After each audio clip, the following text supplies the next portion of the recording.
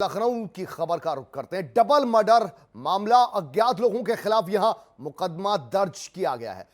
RD Vajpayee ने दर्ज करवाया मुकदमा। एफआईआर में नाबालिग बेटी का नहीं दिया है नाम। गौतमपल्ली थाने में एफआईआर दर्ज की गई। पुलिस खुलासे में बेटी पर लगा है हत्या का आरोप। पिता जो कि रेलवे अधिकारी हैं वापस लौटे हैं और उसके बाद उन्होंने अज्ञात लोगों के खिलाफ एफआईआर दर्ज करवाई है। हालांकि पुलिस की थ्योरी पर अगर बात की जाए तो उनका यह मानना है कि बेटी जो अव्वल दर्जे की शूटर है, राष्ट्रीय स्तर की शूटर है, निशानेबाज है, उसी ने अपनी मानसिक किसी अवस्था के चलते अपने ही घर के 2 सदस्यों को मौत के घाट उतारा, खुद ही फायरिंग की। लेकिन अब परिवार का और खासतौर पर पिता का यह मानना है कि उनकी बेटी ऐसा कर ही नहीं सकती। उनका यह कहना है कि उनकी बेटी के रिलेशन सबसे बेहतर थे, वो कथक नृत्य भी करती थी, वो राष्ट्रीय स्तर की निशानेबाज थी, वो इंटेलिजेंट गर्ल थी।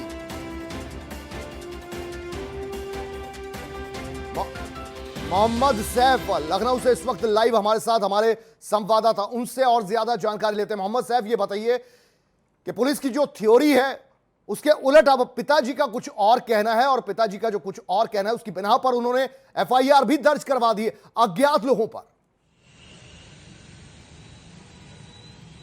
जी कुलदीप, आपको बता दूं, लखनऊ के हजरतगंज थाने में एफआईआर दर्ज करा दी गई है। लेकिन अगर बात करें यहाँ पे हम डॉक्टरों की, तो लड़की जो है, जो छात्रा है, उसका जो डॉक्टरों द्वारा ये बात कही गई है, क्योंकि छात्रा को उसके बाद जो है मेडिकल कॉलेज ले जाया गया, वहाँ डॉक्टरों ने भी उससे बातचीत करी। डॉक्टरों का साफ तौर पे ये कहना है कि जो छात्रा है वो अपने कमरे में ही रहती थी, कमरे में ही रहना चाहती थी, क्योंकि जिस तरह की वो मतलब उसके साथ दिक्कतें हैं उनके चलते हुए ये साफ तौर पे कहा जा सकता है कि छात्रा को कमरे में रहना पसंद था, वो उस कमरे को नहीं छोड़ना चाहती थी। आप अगर इससे पहले की दी हुई फोटोज में भी देखेंगे तो जिस तरह की आकृति लड़की ने कमरे में बनाई है, चाहे वो इमोजी हो जिसमें एक स्माइली बनी हुई है जिसकी आंखों से रेड कलर का खून बह रहा है, या शीशे पे एक किताब का जिक्र किया जाना हो, इस तरह के तमाम बातों के चलते वो अपने कमरे को नहीं छोड़ पाती थी। और हाल ही में अभी हुई जो बात है, इससे कुछ ही दिन पहले इस तरह की बात सामने आई थी कि जो परिवार है वो दिल्ली जाने वाला था, लेकिन जो छात्रा है, छात्रा यहाँ इस अपने कमरे को नहीं छोड़ना चाहती थी। ये साफ तौर पर कहा जा सकता है कि शायद इसके चलते ही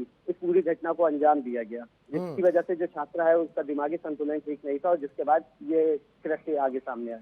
अच्छा, सबसे खास बात ये समझना चाहेंगे मोहम्मद सैफ, ये बताइए कि जब परिवार के 2 सदस्यों का कत्ल हो जाता है, गोली मारकर उनका कत्ल कर दिया जाता है, बेटी का उस दौरान क्या कुछ रिएक्शन होता है, फेस एक्सप्रेशन क्या होते हैं, उससे डॉक्टरों को क्या कुछ समझ लगा है अब तक?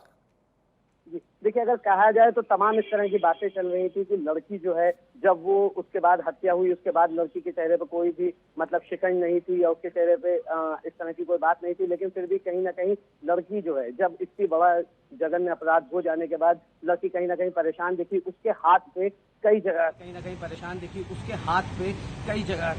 कई जगह पे ब्लड से कट के निशान दिखे, और उसके साथ ही साथ उसके गर्दन पे, यहाँ पे राइट साइड पे भी कई ब्लेड से कट के निशान दिखाई देते हैं। तो इन सब चीज़ों को देखते हुए ये साफ कहा जा सकता है कि ऐसा कुछ नहीं है। लड़की की जो दिमागी स्थिति थी उसमें कई तरह की दिक्कतें थी, जिसके चलते, जो कि डॉक्टरों ने भी साफ तौर पर यह बात कही है कि लड़की जो एक ऐसी बीमारी से ग्रस्त थी जिसके चलते इंसान अपना कमरा नहीं छोड़ना चाहता, वो उसी कमरे में रहती थी। हालांकि इस तरह की एक बीमारी भी होती है जिसमें इंसान बाहर निकलने से परहेज करता है, लेकिन ये इस तरह का मामला पहली बार देखा गया है जब बाहर निकलने से परहेज के दौरान लड़की द्वारा इतने बड़े जघन्य अपराध को घटना को अंजाम दिया गया। लेकिन वहीं दूसरी तरफ अगर हम आरडी वाजपेयी की तरफ नजर घुमाएं, उनकी तरफ ध्यान दें, तो आरडी वाजपेयी ने हजरतगंज थाने में जो तहरीर दी गई है, जिस पे एफआईआर हुई है, जो कि एक प्रक्रिया है जिसमें जब कहीं पे भी कोई अपराध होता है तो उसके बाद एक तहरीर दी जाती है, जिस तहरीर के अनुसार उस पर मुकदमा दर्ज किया जाता है। तो आरडी वाजपेयी ने जो मुकदमा दर्ज किया वो अज्ञात के खिलाफ किया है। यानी आरडी वाजपेयी कहीं ना कहीं अपनी बेटी को जो है बेकसूर मानते थे।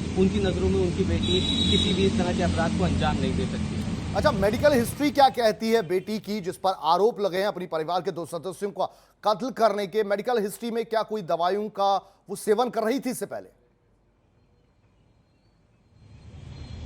जी बिल्कुल।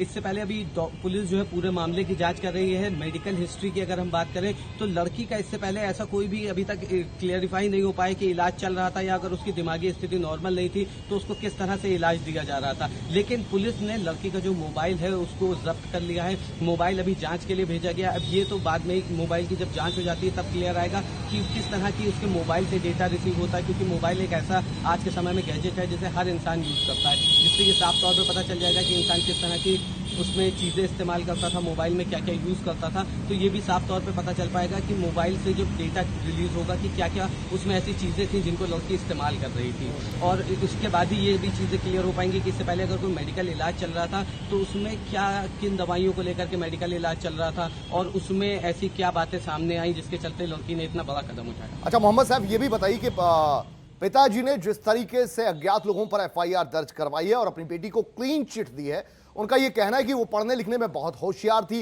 वो नेशनल लेवल पर शूटर थी, इसके अलावा वो कथक करती थी, बहुत सी चीजों में वो पारंगत थी, बावजूद इसके उसने ऐसा कुछ कर दिया। उनकी दलीलों में कितना दम नजर आता है आपको?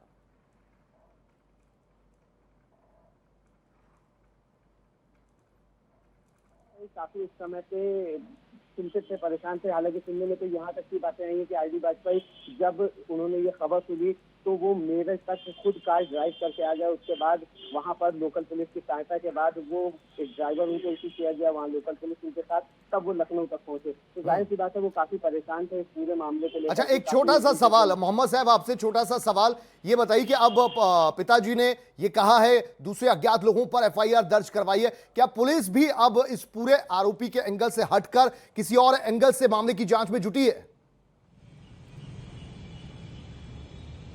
देखिए, अगर पुलिस की बात करें तो पुलिस ने कहीं ना कहीं साफ तौर पे अगर हम बात करें लखनऊ कमिश्नर की तो उन्होंने घटना के 4 घंटे बाद ही पूरी घटना का खुलासा करते हुए ये बात सामने लाई कि जो आरोपी है वो लड़की है। लड़की ने खुद जो अपना जुर्म है उसे कबूल किया। लेकिन कहीं ना कहीं जब आरडी वाजपेयी ने एक तहरीर दी है जो कि अज्ञात के नाम पर है, तो कई बड़े सवालिया निशान इसमें खड़े होते हैं कि अब पुलिस का अगला कदम क्या होगा, किस तरह से जो आगे के प्रोसीजर उसको किस तरह से बढ़ाया जाएगा, किस तरह से इसमें कार्रवाई की जाएगी, क्योंकि एक तहरीर दी जाती है अज्ञात के खिलाफ। इसमें देखिए ये चलिए ठीक है, बहुत बहुत शुक्रिया मोहम्मद साहब आपका इस पूरी जानकारी के लिए।